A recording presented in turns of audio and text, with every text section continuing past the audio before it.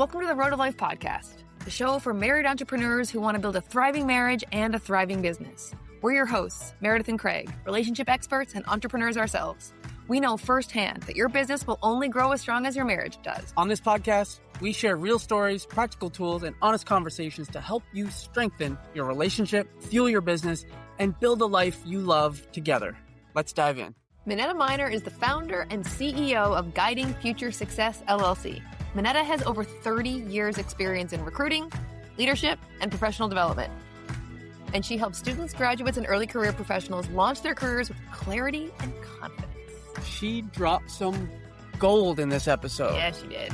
Listening to her intuition, the importance of building lifelong relationships, to the power of saying yes and leaning into curiosity, and being a lifelong learner.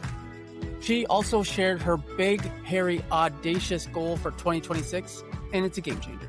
Something I wish that I had when I was graduating college. Welcome, Minetta Miner, to the Road of Life podcast. We're super excited to have you. Thanks for joining us. Thank you so much for having me. Absolutely. So talk to us. Where are you at now? Help us understand your story, what you do and how you got here. Yeah. So thank you so much again for having me. And really, it's been a journey kind of getting here, right? So my journey began about 15 years ago, to be honest. It came out of a situation where I was hiring and growing a team from 2 to 75 with a medium to large IT software company. And the majority of my talent, I would say about 85 to 90% of that talent, was straight from college.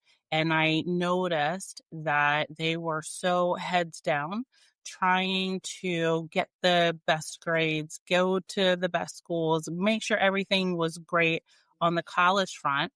They really weren't spending as much time as they needed to in order to make sure they landed an internship, a career outside of college. And so once I started noticing this over and over again, I said, I think there's something here. And so that's where Guiding Future Success LLC came to be. And I'm really super proud of kind of where we are and the future that we have. That's awesome. So talk to us a little bit about where you are. Like what excites you? What's got you pumped right now? Yeah, I think that the first thing that comes to mind are all the many individuals that I've worked with over the past, 15 or so years. I've seen them come in straight out of college, very little work experience, if any, to now being directors at organizations, being senior account executives, and just working for some amazing, amazing companies. And so that just has me super, super jazzed. And not only that, just being able to make an impact in the community and helping so many parents who are pulling their hair out. Say, I need to get my college student with a full-time job, or I need them out of the house. I need them out of the basement, right? So that also it's a huge part of it as well. That's awesome.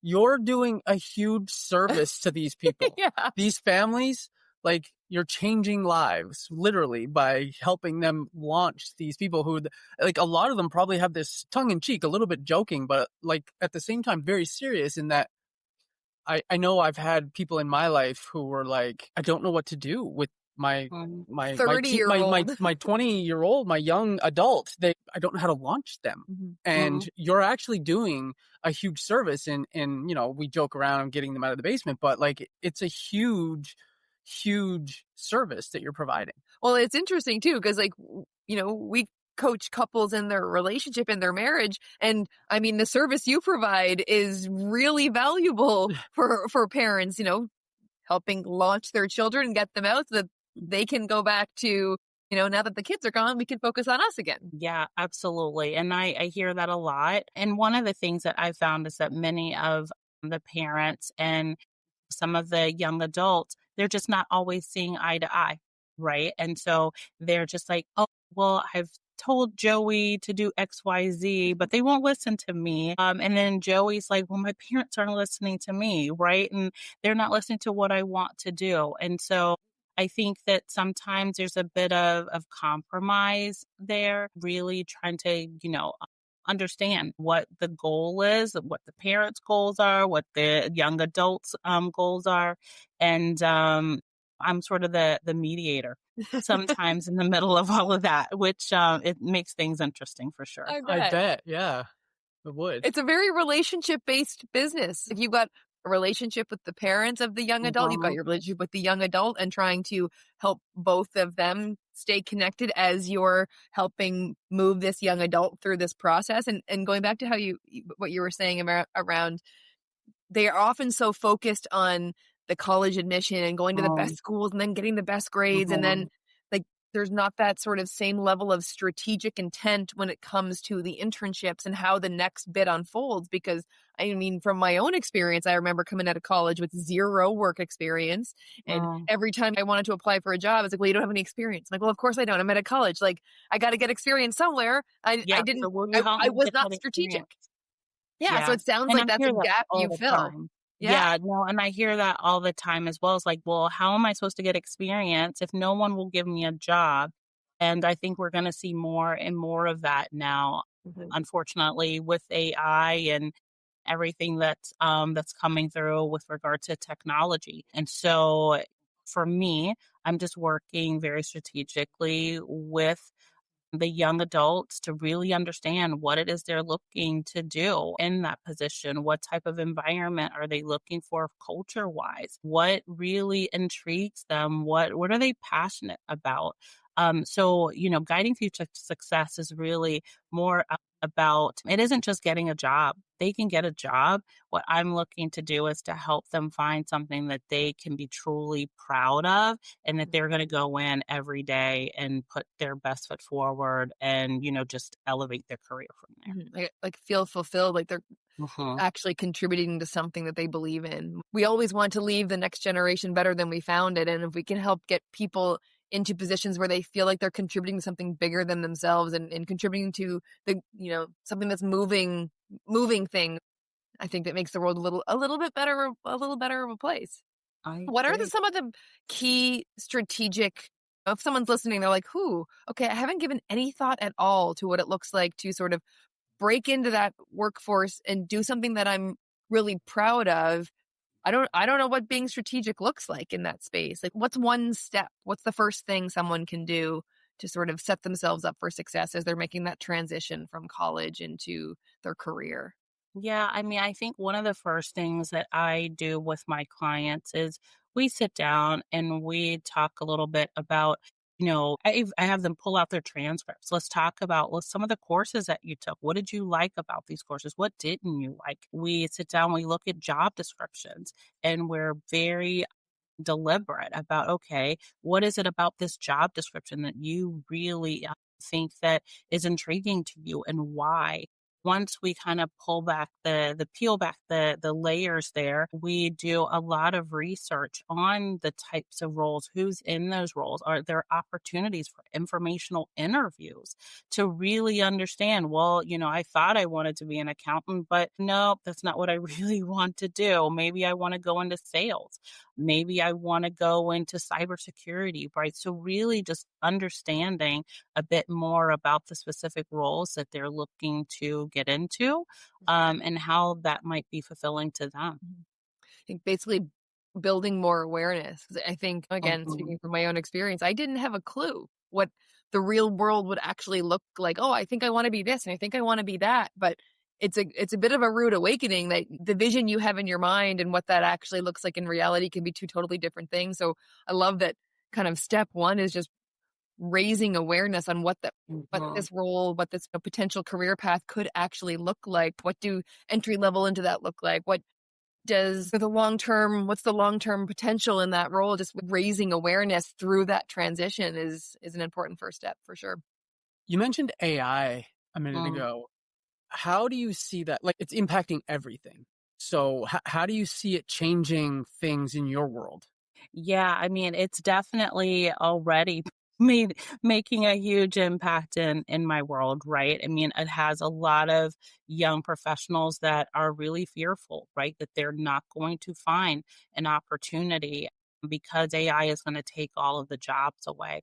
I personally don't believe that. I think we need humans, right, in order to train the AI to do whatever it is we need it to do. So I think it's more about embracing it. And I know personally, I've had to learn to embrace it a little bit more and say, okay, well, how can I use it to be impactful? So I encourage them to embrace the tool, see where there's opportunity for them to grow and to learn, ask other people how they're leveraging AI in order to make an impact and to determine where they want to go. I love so we've talked a little bit about the transition that your clients make, right? From like Mm, college to career.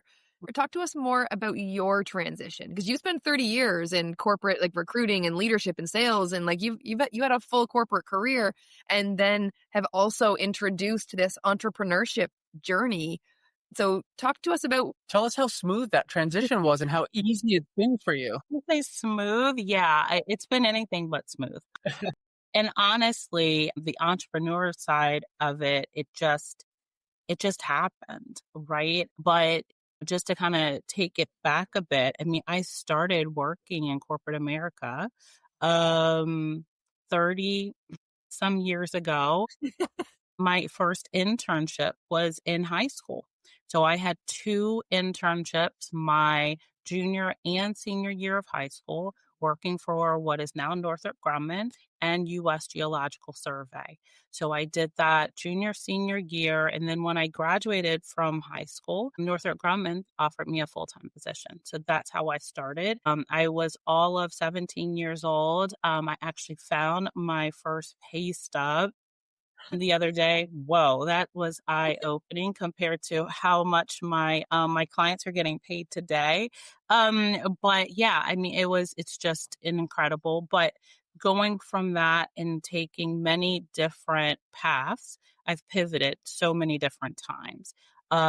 From working at government contractors to going to working for a health management company for a while, property management, Fairfax County in various capacities. But one of the key transition points for me was leaving Fairfax County after 7 years in their economic development office. I had a mentor that she really uncovered, that she thought I'd be great in sales. And I had never thought of sales at all before. And she says, well, would you look into it? Would you explore it? And I said, well, why not? And so I ended up leaving the county and I ended up going to work for Oracle. That was a game changer for my career. 2 years after being at Oracle, I decided to leave and go to another software company. I would say about 6 months after being in the role, I was asked to lead a team. And that was a huge turning point from going from individual contributor to leadership. I had never led a team before, not directly. And so it was a great opportunity, but I grew a team from 2 to 75 in 7 years and promoted over 50 plus of my employees. And it was just an incredible run. It was a global position. I absolutely loved it. And then that's truly what ended up leading to where I am today. What skills or what behaviors or what attributes would you point to allow you to grow a team from 2 people to 75 people in 7 years? Because that's an incredible growth trajectory over such a generally short period of time. How did you do that? Yeah, a lot of it was organic. Some of it was through acquisition, right? So I didn't have to hire all 75, organically, right? However, I would say the ability to be coached was huge. Asking for help and getting an internal mentor. So one of my mentors that, was a senior VP of sales. I went to him. There was just something about him that I absolutely loved with regard to how he conducted meetings. I was always, front and center. I was like, wow, it was very impressive. And I asked him to be my mentor. And so he said yes. And so that for me was huge. I would also say just being able to adapt and the last thing I'll say too is, as you're growing a team, listening to your team, allowing them to be part of the journey, not oh, you have to do everything the way that I say to do it, right? They had amazing my team was amazing, and they always were bringing, great ideas to the table. "Minetta, what about this? Can we do that?" "Sure, let's do it." And I would give them credit Yeah. for, bringing those ideas to the table. So those are the things that come to mind right now. I hear a lot of Oh. from you, like, one, listening to your intuition, but also saying yes. You say yes a lot, and it popped up when you said yes to going into sales. You said yes to your team when they bring ideas to you. Yeah, let's try it. And I just love that saying yes and being open to exploring and whatever the adventure is that comes from that. It's Mhm. really cool. So I've got several Mhm. things I want to kind of underline in what you just said. 'Cause I think you dropped some incredible nuggets there for, yeah, big time, some bombs for sure. And that was the first thing. And I was thinking of it from the other side because we know a lady named Sharon Lechter. She's a author who sold like 40 million books, like Rich Dad Poor Dad. Like Mhm. she an impressive lady, and she always says, "Why not?" Like, ask yourself the question, why not? And you Mhm. said it from the perspective of you always say yes. What I heard from you is, why not? Why not try sales? Why not try leading a team? Why not try Mhm. whatever idea your employees bring forward? Why not? Yeah. Your openness to try something new and expect a positive result from it is really incredible. I also your willingness to ask and take action, like your willingness to, hey, will you mentor me? Your willingness to just step in and try something new. I agree. Like that's super impressive. And what I wanted to hone in on for the next question is it seems from the outside looking in, you just have this innate leadership ability. Like leadership came very easy to you. It's very natural. First of all, how much of it is natural versus how much of it was learned? And of that which was learned, what was the hardest thing for you to learn about being a leader? Yeah, I would say it's probably 50-50. I do believe that, so first off, the very first thing that I did when I was offered the leadership role is I reflected on the leaders that I had over the years. Who did I believe were the great leaders? Why did I think so? I did a pros and cons. And then I said, okay, these are the qualities that I absolutely loved about them. Do I believe that I will bring those qualities to the table? And if I do, then okay, I'm going to do this. And if I didn't, there was a many leaders that or managers that it was terrible, to be completely honest. And I said, okay, I don't want that, right? So it was being very reflective in that. What was the hardest of the skills you had to acquire or learn? What was the most difficult part of learning skills to be a leader? What was the hardest one? I would say that sometimes you don't always get your way, Fair. right? I We mean, all need to learn that lesson. yeah, I mean, I think sometimes you can have the best ideas and you can be really passionate about something and you're coming from it from a perspective of, you're trying to do good within the organization and you want your team to be successful, but sometimes the answer is no. And I was told that and I didn't always take that the first couple of times and then I had to learn. Right. Mhm. Okay. Well, how do I overcome this? Is there something more that I could have provided to have been successful? Right. And so it was a learning process for me for sure. I mean, Minetti, I think it's super impressive your ability, one, your level of self-awareness and your level of responsibility, but also your ability to learn from everyone and everything. You Mm, never just accept a bad leader as just a bad leader. What can I learn? What did they do that I don't want to do? Or mm, you never accept a failure or a no as a no. What could I have done differently to have changed this outcome? Shows me an incredible amount of responsibility and accountability. Like, how can I do better next time? And what lessons can I take from this so that I can change the potential outcome for next time? It seems like you have a very innate growth mindset. Where does that come from? I would say just overall, I have always been curious. I've always wanted to learn about something new. How was XYZ successful, right? How were they able to make, that amount of money or get to that leadership? But a lot of it too is really comes back to my faith, right? I've always taken risks. I've always wanted to do better, right? And I think for me, it comes to, that confidence, that, having faith and praying, to be completely honest. One thing I've heard throughout your whole journey is intention. Like, you put a Mm, lot of intention, a lot of thought. You're a very intentional person, mm, which I think we need more of in the world. I think most people, we just, drift through life and we mm, just take life as it comes. Whereas I see with you, you're very intentionally focused. Like, okay, I'm going to be a leader and I want to be the best leader I can be. What can I go and take from all the past leaders I had, good or bad?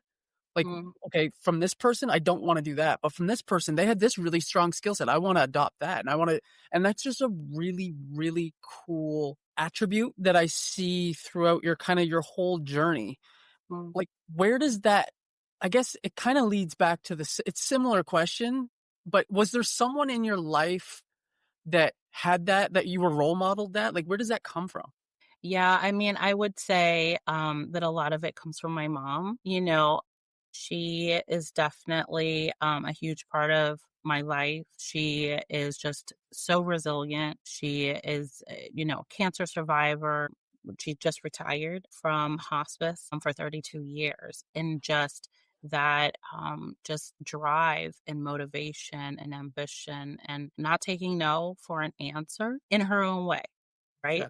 Okay. And so I think that, it comes from that. And again, just being surrounded by amazing, amazing individuals. Again, I learned from, my family. I learned from past leaders. I learned a lot from my team. We were constantly learning all the time. So it really doesn't matter the age of someone, right? There's always something that you can take away. And I think that people would just be open to that. We would learn so much. We would learn so much more. You're so right. We've got a friend who actually owns his own personal growth company, and he talks about his just turned 4-year-old is his Mhm, greatest mentor.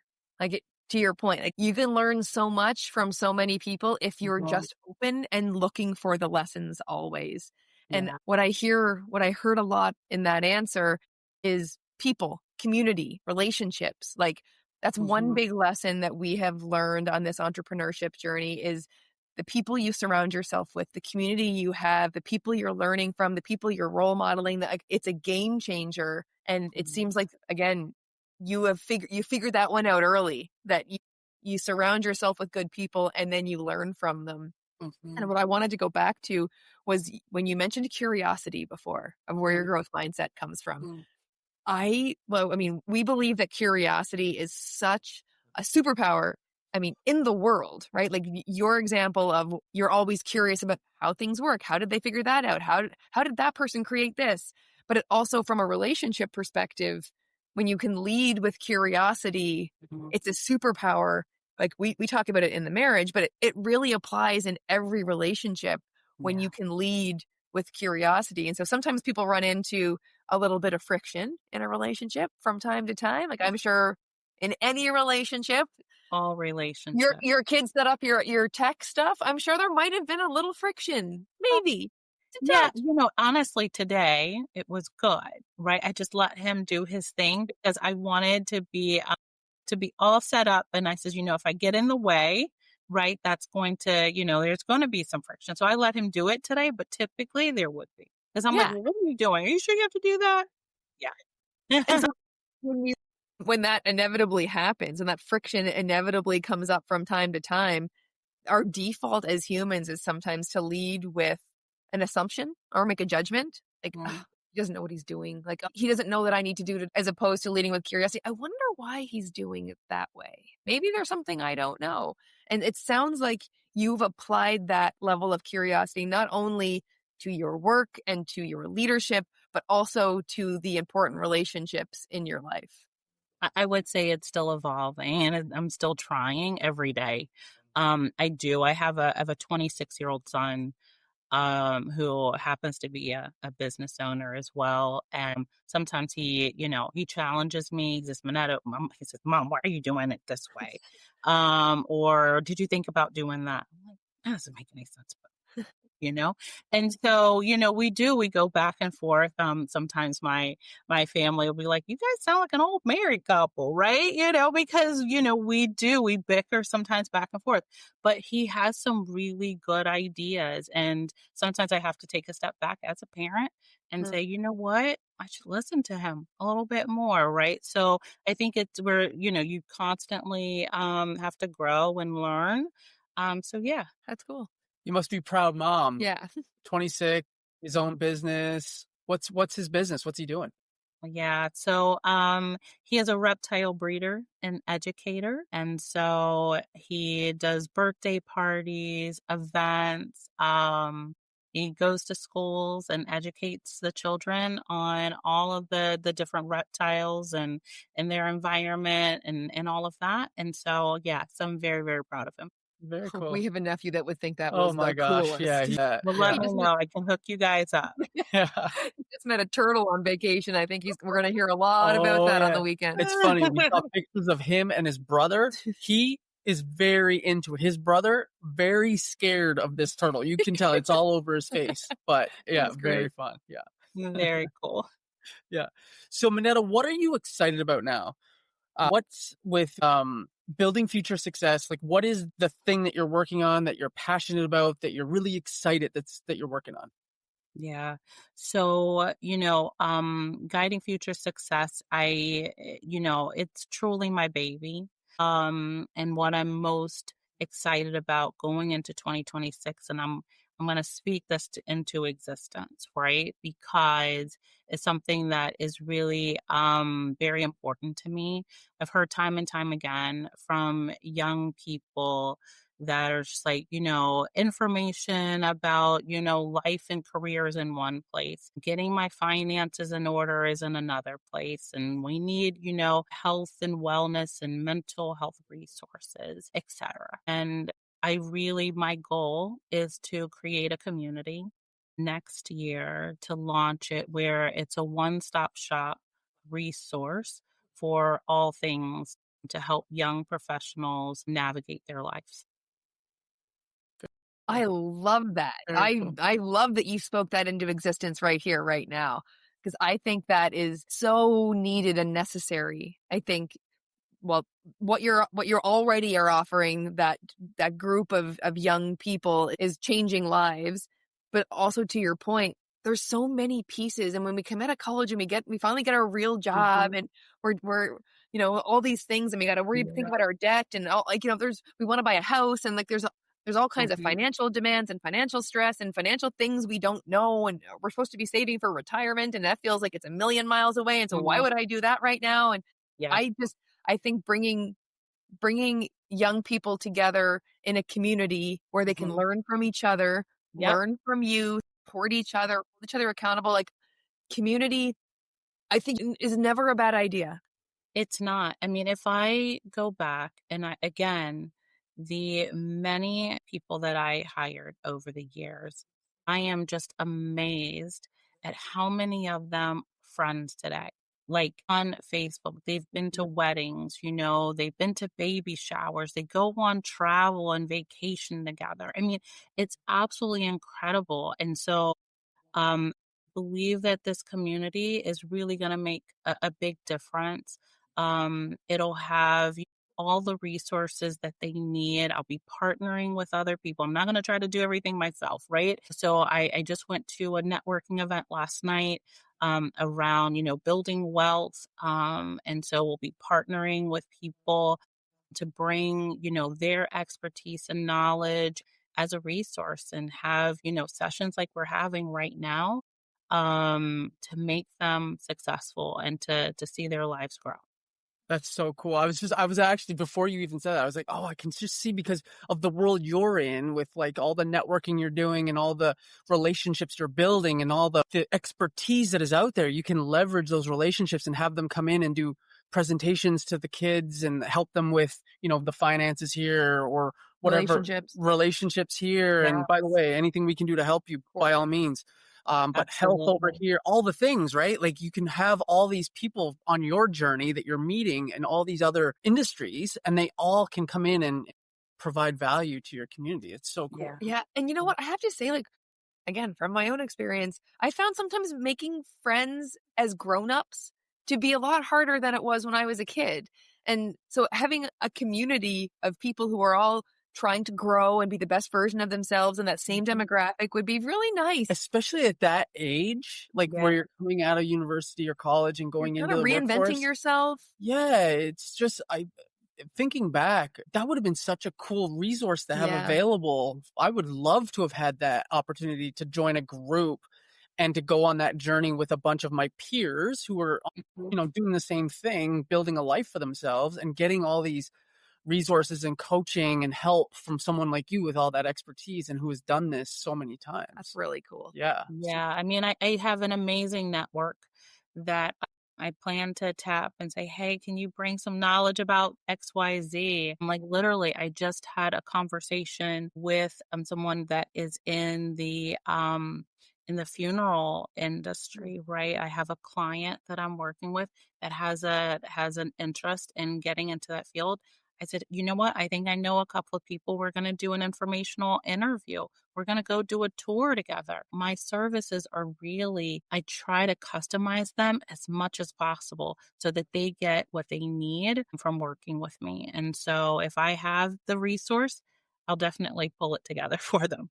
Yeah. I don't I doubt. love that. Like one day you're teaching someone how to Negotiate a salary. and Yeah. then the next you're doing a tour of a funeral home and like Yeah, I mean, I've went to job fairs with my clients, right? So I pulled about, I think it was like 3 or 4 of them. This was probably about 2 years ago, and I said, "Hey, I'd love for you guys to meet one another. It'd be a great networking Mm. opportunity for you." And I says, "Well, let's go to the job fair together." So I got them out there, said, "Okay, let's do a little bit of role play now. Go out and test your skills. Come back and tell me how it went." We tweaked a few things and get back out there, right? Real time doing these types of things. I mean, it's amazing. I love it. I'm always learning something new. So it's fun. It Oh keeps it my yeah. gosh, exciting for me.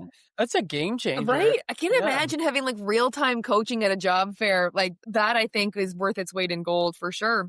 I always found in my corporate life networking to be like a four-letter word. Like, oh, there's a networking event. Like, oh gosh, do I have Mm. to? Oh, Mhm. but I think when you can bring a community of young folks together at this stage when they're just starting on their career and make networking like just part of it and fun and something where they get a lot of value and they enjoy each other and they support each other and they cheer each other on. It for the rest of their lives, networking doesn't become this like awful thing they feel like they have to do for work. It becomes like something Yeah. that they've always been doing and it's just easy for them because they learned it so young and they enjoyed it.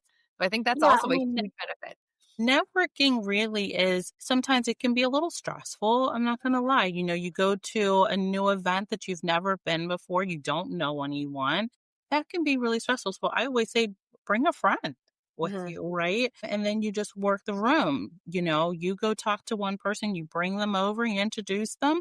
But I think that networking is so essential. I mean, if I could look back at my network, I still have connections from my very first job Amazing. that I could text right now That's incredible. and they would pick up. That's the other thing. And I stress that because so many times, especially on LinkedIn, it's all about getting the connections, getting the connection. Click, click, click, click, click. I've done more of that where I'm trying to broaden my audience, but at the end of the day, you want authentic, real connections. You want for people to actually respond when you're sending them a note. You can't necessarily do that if you're just accepting every single invite that Mhm. comes into your Yeah. inbox. Yes. You want to build an actual relationship, not just a Yeah. transactional connection. Yep. Yeah. Yeah. Yeah. I I mean, that's beautiful. I'm excited for you. I think this community you're building is going to be Yeah. fantastic. I'm super I pumped hope for you. so. I Yeah. hope so. Yeah. I'm really looking forward to it. I think that it'll be valuable. So we'll see. So Nice. launching in 2026. Launching in 2026. Early, late, mid. I'm thinking April, May Nice. timeframe. Nice. Perfect. I love it. Love it. Yeah. That's awesome. So how can people get a hold of you, Minetta? Yeah, great question. So you can go to my website. It's www.guidingfuturesuccess.com. You can find me on Facebook and Instagram at at Guiding Future Success LLC. You can find me on LinkedIn, Minetta Minor. I'm one and only. Yeah, I'm out there. Perfect. Yeah. Well, we'll make sure we include all that in the show notes. People can get a hold of you easily So because I'm sure there's going to be someone, at least one person who's like, ooh, this sounds like something that my 23-year-old who I want out of the house needs to be involved with. So now you know. thank Yeah. you. I Well, appreciate it. thank you so much for being here. It was such a pleasure. You Thank dropped you so so much much for gold. having me. Yeah, absolutely. Wonderful. Thank you. Thanks for listening to this episode of the Road of Life podcast. Remember, your business will only grow as strong as your marriage does. So what's one action you're going to take this week to put something you learned in this episode into practice? Because we love a good chit chat as much as the next person does. But without action, stay where you are. If you want to turn your marriage into the engine that drives your business forward, instead of the brakes keeping it stuck, book a free marriage and business strategy session with us at 200percentmarriage.com/strategy call. We'll see you next week. Road of life, yes, you are.